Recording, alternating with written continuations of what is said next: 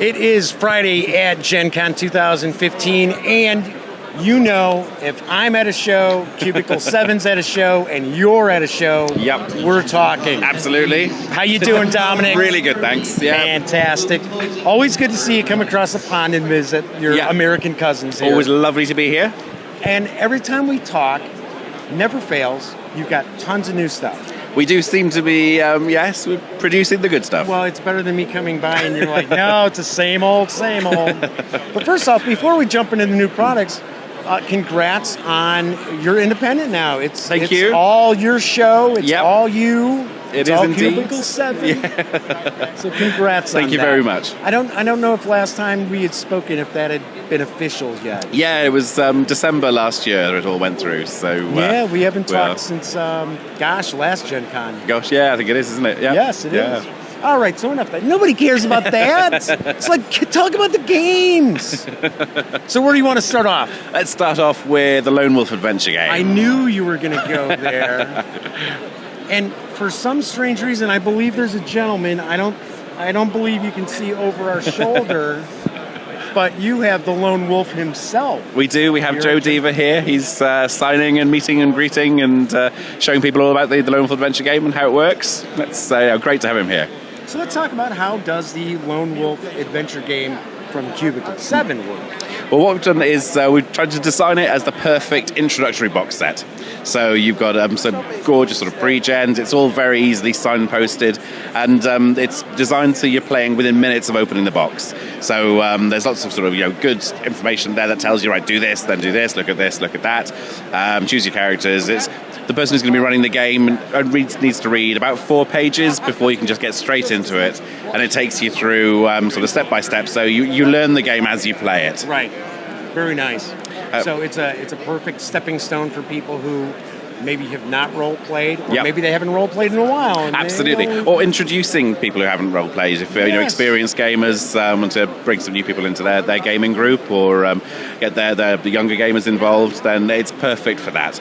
And it's the learning curve is there in that sort of like learn as you play thing. There's an advanced set of rules which come in, and so I mean, experienced gamers could just jump straight into that. Sure, they know what they're doing. They can just absolutely. Fantastic. And how's that doing so far? It was a fantastic Kickstarter.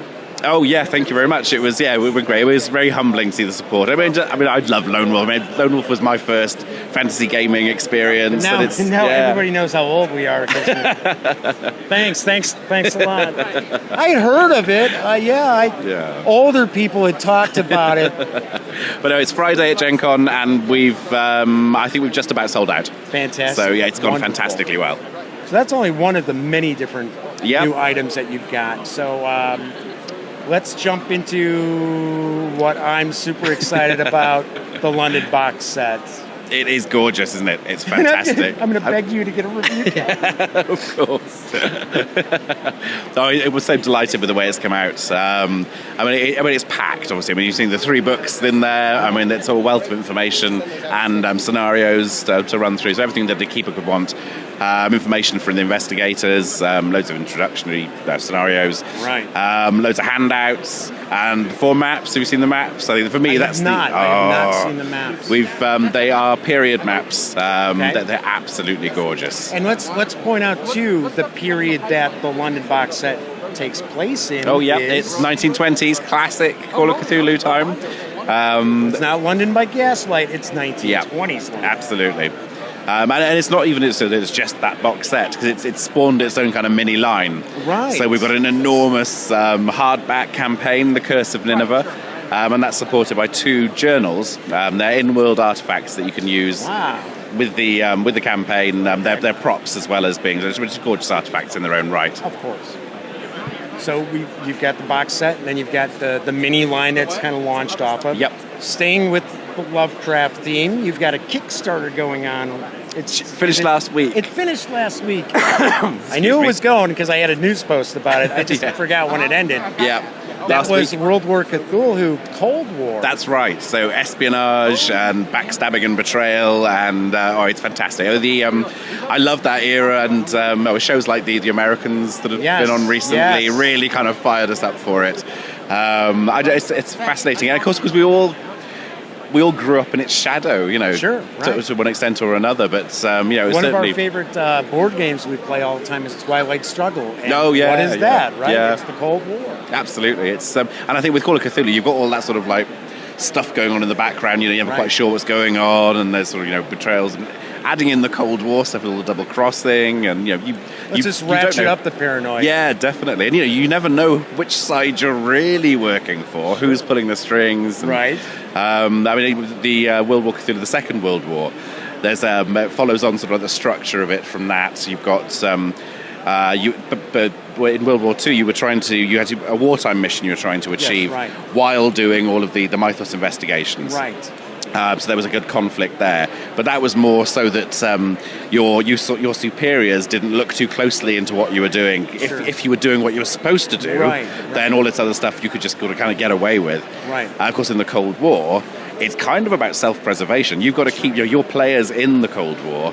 You've got to keep everybody trusting you. You've got to keep your side not having any suspicions that you're doing anything weird. Oh, of course not. Because otherwise you'll end up dead, basically. Right. So it ramps that up another level. Really exciting. The campaign went fantastically well. We're delighted with it. Yes, that was another one that you just did smashing numbers. Yeah, that was great. I don't know. It just seems to be a theme with you, Dominic. It's Kickstarter super successful. I think it suits us. I think it's great to have that engagement with the community and to you feed off that excitement and you just see people getting really enthusiastic and that helps to spur you on. Right. And I think preparation's everything with Kickstarter and making sure that you know exactly what you're doing and how you're going to do it and I think showing prospective supporters that you've done it successfully 18 times now. Yeah, I think we've got a credibility. Yes, we certainly do. Yeah. And we've said it umpteen times. Your products are always top notch. Thank you. It's like, people who watch the other videos or listen to podcasts are like, again? He's talking about it again? Yes, we know it's good stuff, Jeff. Move along. So let's talk about some other things you got cooking. You've got more Doctor Who, Doctor Source books since we spoke. Yep, we're up to the Ninth Doctor was the last one we've released, so we're getting close. Yep, 10th is about 2 months away, I think. Okay. So the reaction to those has been fantastic. Yes, they have. That's for us it was just a chance to go through and geek out completely, watch all the old episodes, and of course. But that's gone down really well. And we've got the new Peter Capaldi 12th Doctor core book. Yes. Becoming a little bit later in the year. Okay. We've also got for the card game, the Doctor Who card game. There's a classic version of that, which should be coming out later this year. Okay. So that's a standalone. You can mix it in with your cards from the original. Yeah. But it's all the classic Doctor's companions, and that's been great to put together. And we've got a 12th Doctor expansion as well. Okay. So that's going to be fun. And Dalek Dice coming out Dalek later Dice, in the year. okay. That's a push your luck dice game. You are the Daleks trying to conquer the universe. Yep. But it's basically an excuse to roll lots of dice and shout exterminate. Right, It's a lot of fun.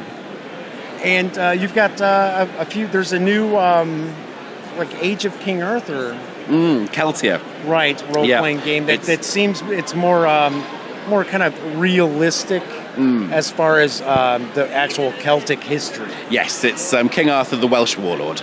Rather than the sort of like shiny plate armor and that sort of thing. Yes. It's that sort of like dirty dark age. Right. Yes. Everyone's covered in mud. Right. All the time. Yeah. I'm from Wales originally, so it's great to have proper Welsh King Arthur. What other titles you got cooking? The One Ring. We've got the last supplement or latest supplement for that. Ruins of the North. We're working on the Rohan book at the moment. Okay. So we'll be moving out to the Horse Lords, which will be fantastic. You just have nothing going on. Why? I know. I don't know why. So that's great. We've got too much to remember, isn't it? I know. We've got more laundry. We got more stuff for everything on its way. You usually have, from my experience, especially now that you're just hitting on all gears. You really are. You're firing on all cylinders.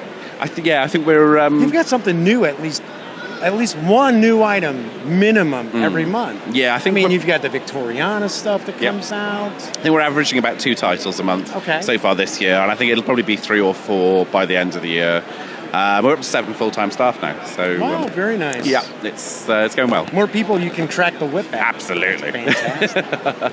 Any other items you want to mention about Cubicle 7 or anything you'd like to share with the viewers? I think just thank you for your support, and thanks for buying and playing our games. It's amazing to see. It's amazing to see how far you've come to since the first time we had spoken. I know. About 3 years. Yeah, so. yeah. And I think the big thing was the Doctor Who card game when we first talked, and now it's sort of like, oh, but look at all the other stuff you have. Yep. Yes, it's been great. Dominic, as always, it's a pleasure to speak with you. You too. I hope you're having a wonderful show. Yeah, it's been crazy. Friday's winding down, and you can see in the background there's still tons of people in the exhibit hall. Yeah. No, it's been a really good show. Thank you so much. Brilliant. Thank you.